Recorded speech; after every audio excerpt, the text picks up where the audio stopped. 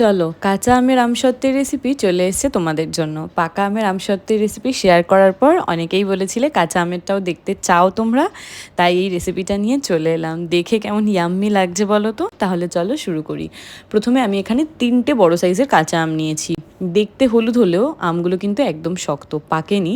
তবে এখনকার এই কাঁচা আমগুলোর ভেতরটা বেশিরভাগই এরকম। প্রথমে কড়াইতে কাঁচা আমগুলো নিয়ে দেবো স্বাদ মতো নুন আর অল্প জল দিয়ে আমগুলোকে ভালো করে সেদ্ধ হতে দেবো। খুব বেশি জলের ব্যবহার করব না। তারপর ছেঁকে সেই মিহি পেস্টটা দিয়ে দেবো কড়াইয়ে।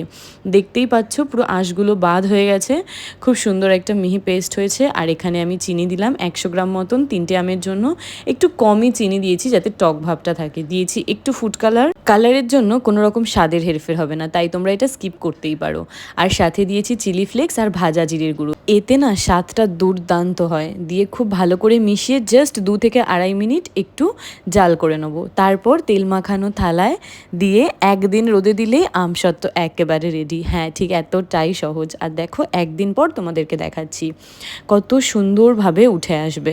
আমসত্ত্বটা কিন্তু একটু মোটা করে দিয়েছিলাম, কিন্তু তারপরেও সুন্দরভাবে উঠে এসছে। আর কতটা ট্রান্সপারেন্ট দেখো। টক ঝাল মিষ্টি আমসত্ত্বটা খেতে যে কি ভালো লাগে, যখন মুখে কোনো স্বাদ থাকে না তখন ওই আমসত্ত্বটা অসাধারণ লাগে। বাজারে এখনো যতদিন কাঁচা আম আছে তার মধ্যে এই আমসত্ত্বটা বেশি করে বানিয়ে 1 বছরের জন্য স্টোর করে রাখতে পারো তোমরা।